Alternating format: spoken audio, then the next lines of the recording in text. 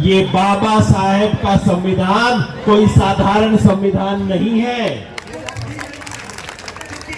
ये हमारे देश की पिछले 5000 साल की जो सभ्यता है, उसमें जो जो काम की बात थी उसको उठा लिया गया है, और जो जो कूड़ेदान में डालने की चीज थी उसको कूड़ेदान में डालने के बाद ये संविधान बना है। जब जब रिपब्लिक पे खतरा होता है, संसद काम नहीं आती, कोर्ट कचहरी भी काम नहीं आते, कौन बचाएगा रिपब्लिक को?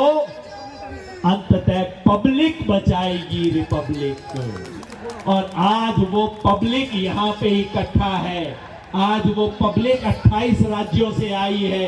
तो चलिए एक संकल्प लेके जाते हैं कि संविधान को बचाएंगे, और संविधान पे उंगली उठाने वाले, संविधान को नष्ट करने वाले, संविधान को तोड़ने वाले हर शक्ति का मुकाबला करेंगे, ताकि आगे से ध्यान रहे कि जो संविधान पे उंगली उठाएगा वो लाल किले पे खड़ा नहीं हो पाएगा।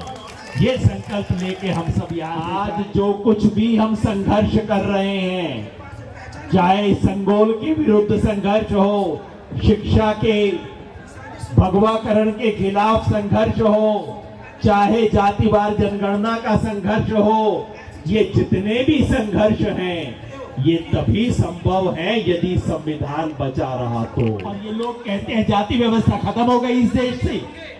बताइए क्या ढोंग है, क्या पाखंड है। मैं चाहता हूं जिस तरह से बिहार की सच्चाई देश के सामने आई है, उसी तरह से इस पूरे देश का कच्चा चिट्ठा सारे देश के सामने पेश होना चाहिए, ताकि हर व्यक्ति को पता लग सके कि सच्चाई क्या है इस देश की, किसके पास कितनी डिग्री है, किसके पास कितनी सरकारी नौकरी है, किसके पास प्राइवेट नौकरी है, किसके पास कार है, किसके पास एयर कंडीशन है। इसका सारा कच्चा चिट्ठा इस देश के सामने आना चाहिए, ताकि ये देश को बदलने की शुरुआत हो सके। तो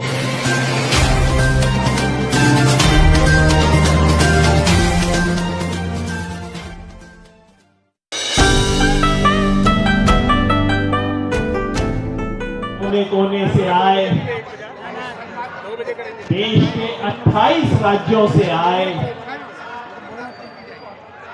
इस संविधान दिवस पर संविधान और संविधान को स्थापित करने की प्रतिज्ञा लेकर आए, मंच पर बैठे और यहाँ उपस्थित मेरे सभी साथियों, मिलकर कहिए जय भीम, जय भीम।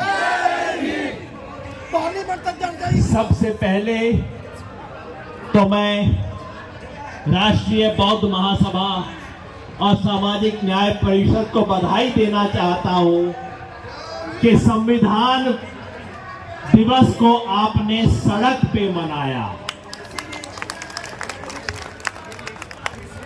आज संविधान दिवस कई जगह पे मनाया जाएगा। जो संविधान की हत्या करने वाले हैं वो भी संविधान दिवस मनाएंगे, क्योंकि बाबा साहब का नाम लेना सबकी मजबूरी है। तो संविधान दिवस आज संसद में भी मनेगा। जो संविधान को टूटता देखते हुए चुप बैठे हुए हैं, वो भी आज मूर्ति लगा रहे हैं। संविधान दिवस बड़े बड़े सेमिनार हॉल में मनेगा, कॉन्फ्रेंस में मनेगा, एयर कंडीशन कमरों में मनेगा, लेकिन आज एसी कमरों में संविधान बचाने का दिवस नहीं है। क्योंकि अगर संविधान को बचाना है तो आज सड़क पे उतरना होगा। इसलिए मैं आपको बधाई देता हूं कि आपने सड़क पे इस कार्यक्रम को किया, इसको किसी बंद कमरे एसी हॉल में नहीं किया। क्योंकि आज इस देश के संविधान पे हमला हो रहा है। हमारे साथी ने बताया, प्रधानमंत्री की सलाहकार परिषद का सदस्य अखबार में लिख के कह रहा है कि बस अब ये संविधान के दिन पूरे हो गए, इसको हटा दो, एक नया संविधान लाने की जरूरत है।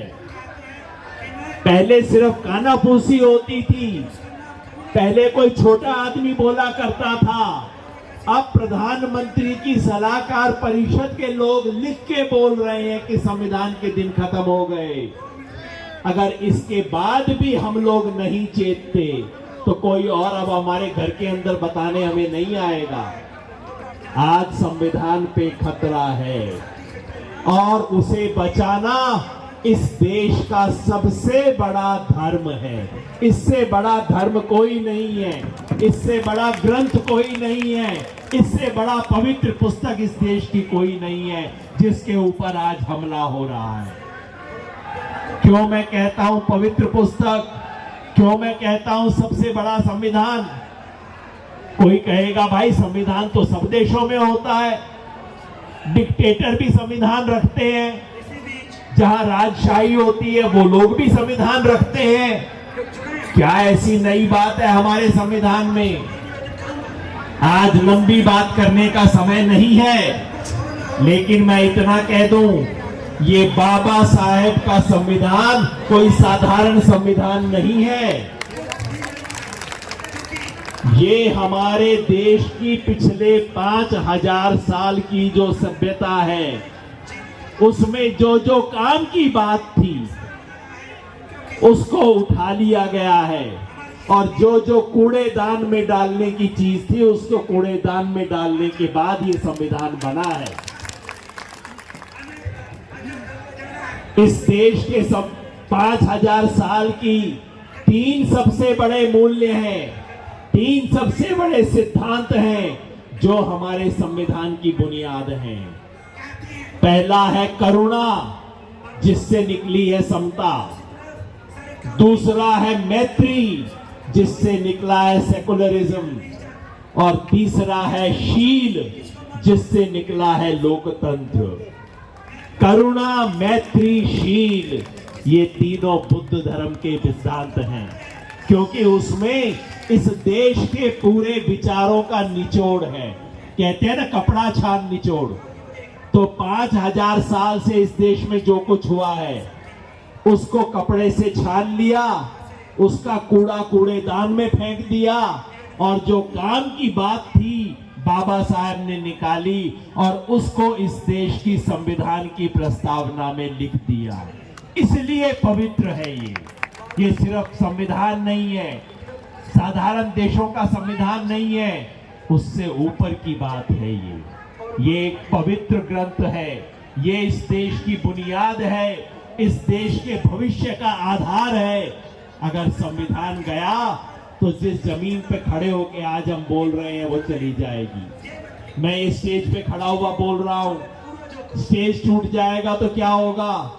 ये मेरा माइक गिरेगा और मैं कहीं जाके धम से पड़ जाऊंगा।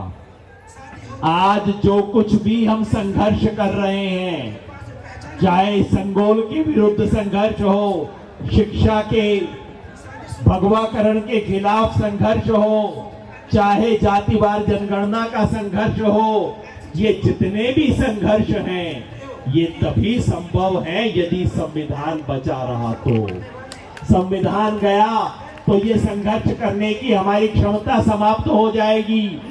इसलिए बाकी सब लड़ाइयां बाद में करेंगे, सबसे पहले संविधान बचाने की लड़ाई इस देश में होगी। और उसका आज आपने श्री गणेश कर दिया है, उसका उद्घोष आपने कर दिया है, उसकी बात आपने सामने रख दी है। और मैं समझता हूं ये बात, ये मंच चुनाव की बात करने का नहीं है, लेकिन एक शब्द में मैं कहूंगा 2024 के चुनाव में अगर उन शक्तियों की विजय होती है जो संविधान विरोधी हैं, अगर उन लोगों की विजय होती है जो कोई ना कोई साजिश रच रहे हैं, तो याद रखिए 24 का चुनाव हाथ से गया तो संविधान इस देश का हमारे हाथ से गया। आजकल बड़े बड़े शहरों में फ्लाईओवर बनते हैं ना, कि गलत फ्लाईओवर पे एक बार चढ़ गई गाड़ी तो 8-10 किलोमीटर तक कोई यू टर्न नहीं मिलता। अब तो गाड़ी सीधा जाएगी, अब तो पलट नहीं सकती गाड़ी, है ना। ये 2024 भी ऐसा ही मौका है। अगर गलत फ्लाईओवर पे ये गाड़ी चढ़ गई तो 20 साल तक यू टर्न नहीं मिलेगा हमारे को।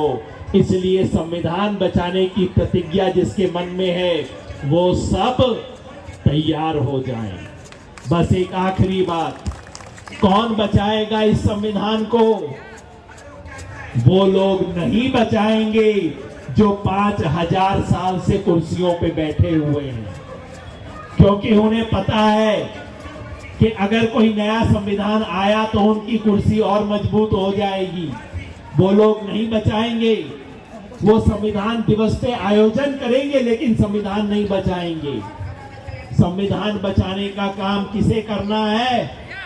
उसे जिसे 5000 साल तक इस देश में हाशिए पे रखा गया, सत्ता से बाहर रखा गया, शिक्षा से वंचित करके रखा गया, जिसको हर संस्कार से बाहर करके रखा गया, जिसको इस संविधान से आजादी मिली है, आज वो संविधान को बचाने का काम करेगा। और उसकी शुरुआत कैसे होगी? किसी भी चीज की शुरुआत कैसे होती है? अगर इस देश में जाति व्यवस्था नामक बीमारी का इलाज करना है तो इलाज कैसे होगा? डॉक्टर के पास आप जाते हैं, डॉक्टर क्या कहता है आजकल? कहते हैं डॉक्टर साहब पेट में दर्द है, कई दिन से बुखार चले जा रहा है। डॉक्टर कहता है जाके टेस्ट करवा लो, जाके अपने पेट का एक्सरे करवा लो, आप उसका जो कुछ करवाना है MRI करवा लो, कहता है ना डॉक्टर। तो इस देश की जाति व्यवस्था नामक बीमारी को अगर ठीक करना है तो उसका पहला कदम होगा जातिवार जनगणना। जातिवार जनगणना का मतलब सिर्फ ये नहीं है कि किस जाति की आबादी कितनी होगी, वो हमें पता है, वो पता लग जाएगा, वो कोई बड़ी बात नहीं है। किस जाति की आबादी कितनी है ये संख्या का अनुमान लगाना जातिवार जनगणना का सबसे महत्वपूर्ण काम नहीं है। सबसे महत्वपूर्ण काम ये है कि ये बताएगी कि किस जाति में कितने शिक्षित लोग हैं, किस जाति में कितने अमीर हैं, कितने गरीब हैं, कितने ग्रेजुएट हैं, कितने घर में कार है, कितने घर में सरकारी नौकरी है, कितने घर में प्राइवेट नौकरी है। इसका हिसाब किताब देगी जातिवार जनगणना, पूरा एक्सरे और MRI करके देगी आपको इस देश का। तो अगर इस देश का इलाज करना है और अगर संविधान बचाना है, ये दोनों संघर्ष आज जुड़ गए हैं, क्योंकि इस देश को बचाने का काम वही करेंगे जो इस देश की सबसे बड़ी बीमारी का इलाज करना चाहते हैं और जो संविधान को उस इलाज के लिए अपनी बुक ऑफ मेडिसिन की तरह इस्तेमाल करना चाहते हैं। वही लोग आज इस देश के संविधान को बचाएंगे। इसलिए सबसे पहले जातिवार जनगणना। और आपने देखा होगा जातिवार जनगणना की बात होते ही कितना हड़कंप मच गया इस देश के अंदर। भाई मैं पूछता हूं, मेरे को कहीं हाथ में चोट लग गई, मुझे लगता है 3 दिन से दर्द हो रहा है, तो मैं कहां जाता हूं? अस्पताल जाता हूं एक्सरे करवाने के लिए। लेकिन मेरा एक दोस्त मेरे पास आता है, कहता है भाई एक्सरे मत करवा लियो। मैं कहता हूं भाई दर्द हो रहा है, 3 दिन से तकलीफ है, एक्सरे करवा के देख लेते हैं कहीं फ्रैक्चर तो नहीं है। तो 3 और लोग आ जाते हैं, कहते हैं ना ना ना ना एक्सरे मत करवा लेना तुम। फिर मैं आगे बढ़ता हूं तो वो मेरे सामने खड़े हो जाते हैं, कहते हैं एक्सरे नहीं होने देंगे और कुछ भी हो जाए। अब समझ लो वो आपके दोस्त हैं कि आपके दुश्मन हैं, जो कह रहे हैं कुछ भी हो जाए एक्सरे नहीं होने देंगे। इसका मतलब उन्हें पता है एक्सरे में क्या निकलेगा, और वो नहीं चाहते कि मुझे पता लग जाए, वो नहीं चाहते कि डॉक्टर को पता लग जाए, वो नहीं चाहते कि इस बीमारी का इलाज हो जाए। इसलिए जातिवार जनगणना हो, इस देश की ऊंच नीच की सच्चाई सबके सामने आए, जैसे बिहार में आ गई है। एक बात बिहार में बता दूं आपको, क्योंकि टीवी वालों ने तो ये भी नहीं बताया है कि बिहार की जनगणना से क्या निकला है। बिहार में जनगणना में पता लगा है कौन सी जाति की कितनी शिक्षा है। अगड़े समाज में एक जाति है जिसका नाम है कायस्थ, आप सब जानते होंगे। पुराने समय से उनको शिक्षा मिली है। 10,000 लोगों में से कायस्थ समाज के 1080 लोगों के पास एमएससी की डिग्री है, या एमबीबीएस की डिग्री है, या एलएलबी की डिग्री है, या इंजीनियरिंग की डिग्री है, या चार्टर्ड अकाउंटेंट की डिग्री है। कितनी?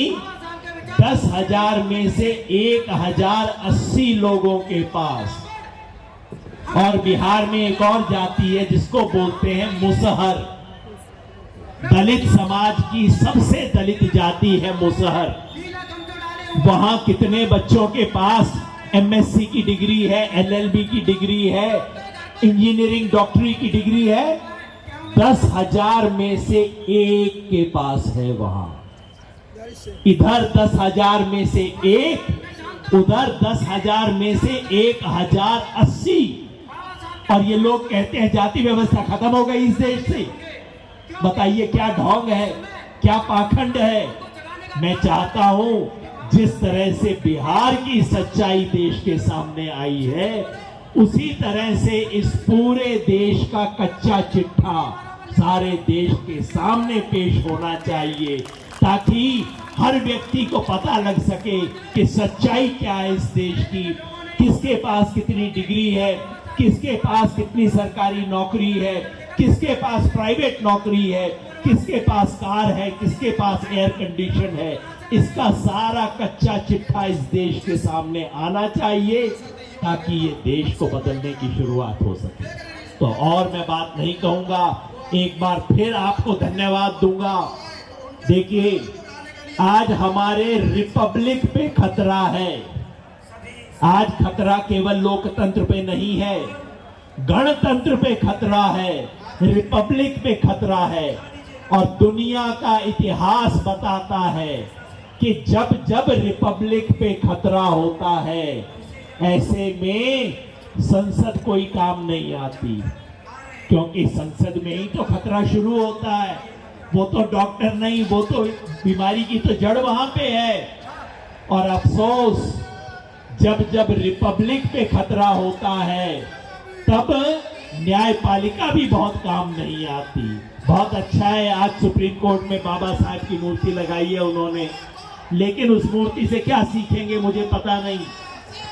जब जब रिपब्लिक पे खतरा होता है, संसद काम नहीं आती, कोर्ट कचहरी भी काम नहीं आते। कौन बचाएगा रिपब्लिक को? अंततः पब्लिक बचाएगी रिपब्लिक को। और आज वो पब्लिक यहाँ पे इकट्ठा है, आज वो पब्लिक 28 राज्यों से आई है।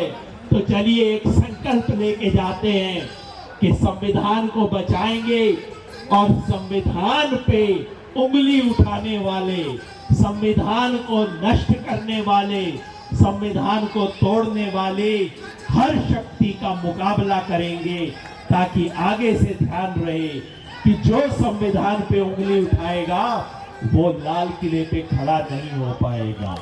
ये संकल्प लेके हम सब यहाँ से जाएं।